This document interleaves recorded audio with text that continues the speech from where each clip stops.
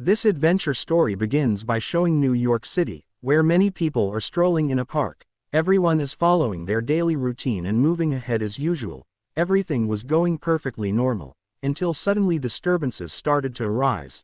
These were strange unknown changes that began affecting everyone there. People started behaving unusually, stopping in their tracks, and repeating their activities in a bizarre manner. Nobody could figure out what was happening to them. It felt as though their bodies were no longer under their control. Suddenly a loud noise is heard, and we are shown a woman who uses a tool to take her own life. The scene was horrifyingly intense, and in a similar fashion others also began taking their lives. Nearby some construction workers are shown, working under the supervision of their manager, who was sitting with them, but then one of the workers falls from a height and dies. The manager and his team go to inspect the dead man, assuming he slipped and fell. However, another body falls from above and then another, and the number keeps increasing. When they look towards the construction building, they see many workers deliberately jumping to their deaths. It seemed as though someone was controlling their minds, and commanding them to jump and end their lives. All the workers were doing the same, spreading chaos everywhere. Before anyone could comprehend what was happening, they were taking their own lives. Meanwhile, in a school, a professor named Mark is introduced. Mark is teaching children about the difference between science and nature. He believes that, while humanity has made significant advancements in science, there are still many rules of nature that science has not yet discovered. Nature hides secrets that remain undiscovered by humans, and these secrets could be terrifying and painful beyond imagination. Essentially, Mark emphasizes the importance of respecting nature, warning that if nature chooses to, it could wipe out all of humanity, and even science wouldn't be able to save us. Mark's lecture continues in this vein. But then, all the staff and teachers started gathering in the school hall. The reason was that all the teachers and students were watching a report. In it, media officials were announcing that something like bioweapons might have been released over the city. It was suspected to be the work of enemy nations, aiming to weaken the economy and manpower. These bioweapons acted like a virus, spreading rapidly everywhere, causing people to lose control and take their own lives. Victims were unable to think rationally, and kept repeating the same actions. This conclusion was reached because recently, many individuals had started committing suicide without explanation. Media officials and the government were taking this matter extremely seriously. They warned that if it wasn't addressed quickly, the entire population of New York City could perish in a short time. After careful deliberation, the government and media urged everyone to evacuate New York City immediately and move far away. Mark too became very frightened. He decided to leave the city with his wife Alma, his friend John and John's daughter Jess. They all planned to head toward Philadelphia, believing it might be a safer place. Mark and his family boarded a train filled with many passengers, all attempting to escape the danger. They continued their journey, but news soon came that Philadelphia was no longer safe either. The bioweapon had likely spread there as well, making their escape seem futile. Suddenly the train they were traveling on came to a halt. In the middle of a rural area, the train staff informed the passengers that they weren't receiving signals, possibly because the main control systems were affected. It was feared that the officials operating those systems had also fallen victim to the disease. Without proper signals, the train couldn't proceed, leaving Mark and the other passenger stranded. Little did they know this was just the beginning. They would soon face numerous natural calamities, orchestrated by forces beyond their control. Meanwhile, a scene from Philadelphia shows that the bioweapon had not yet spread. Their people were still leading happy and peaceful lives, albeit for a limited time. Suddenly strong winds began to blow, spreading the dangerous gases all around. People froze in their places, unable to move. The streets were gridlocked with traffic jams, and many vehicles collided with one another. In this chaos we see a police officer draw his gun and shoot himself. The scene was horrifying, but what followed was even more terrifying. The other people around began picking up the officer's gun and shooting themselves as well. Gradually the ground became littered with a pile of bodies, confirming that thousands if not millions of people were dying.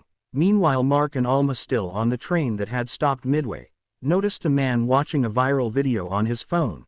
In the video, a man was seen walking into a zoo and approaching a pride of lions. Deliberately he moved closer, inviting the lions to attack him.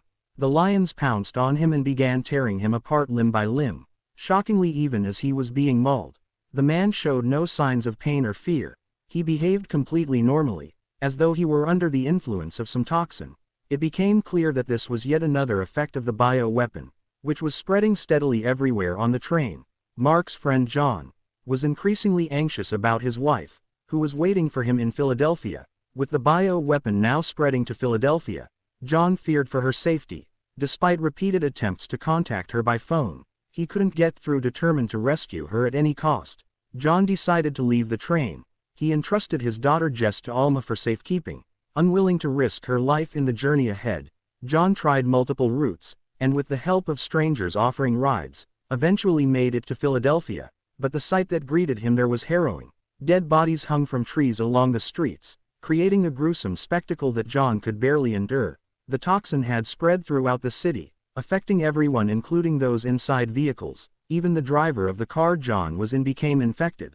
The car's driver, completely out of control, sped recklessly and crashed into a tree. Many passengers in the vehicle lost their lives. John somehow managed to crawl out alive, but he wasn't safe for long. The toxin began affecting him as well. Unable to resist its effects, John picked up a shard of glass from the crash site and ended his own life, becoming yet another victim of the horrifying events. Following these incidents, a report was broadcast, suggesting that this might not be a terrorist attack. Officials argued that such a large-scale event couldn't have been orchestrated by human enemies. Some theorized that the cause might be linked to malfunctioning nuclear power reactors, emitting dangerous levels of radiation. Areas near nuclear facilities were, reportedly, experiencing higher incidences of these bizarre and fatal events. This led many experts to conclude that nuclear radiation might be responsible for the chaos. Meanwhile, Mark and Alma, accompanied by John's daughter Jess, continued their journey. They learned that heading toward North Dakota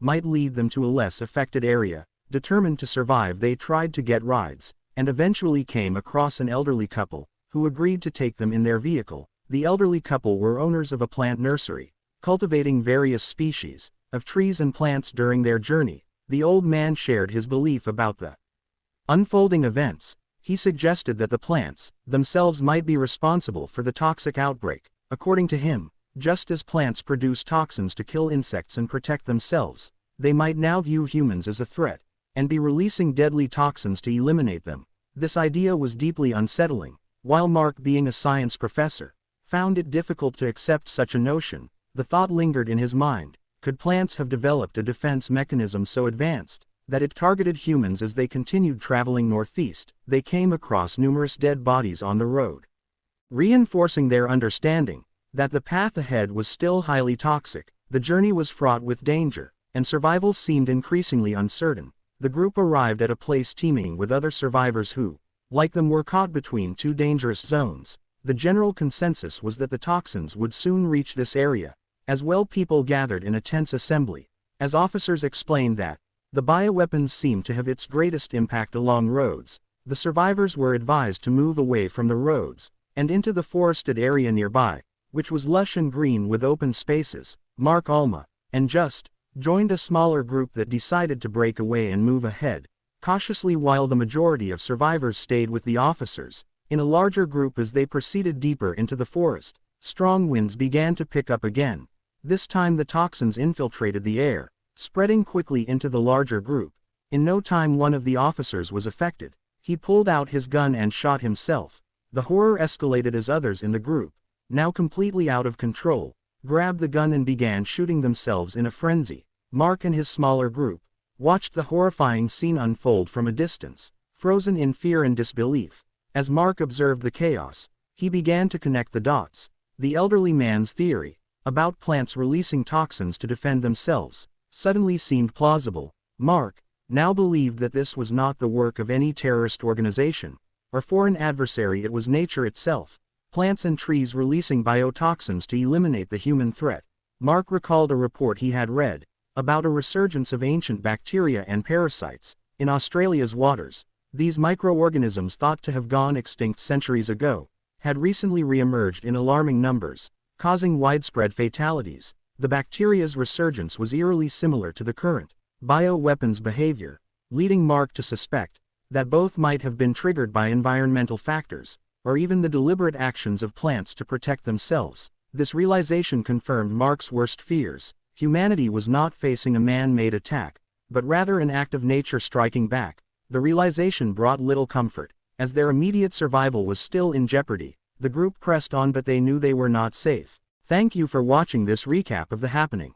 If you enjoyed it, please subscribe to my channel and check out the full video, linked in the description below. Your support helps me create more content like this.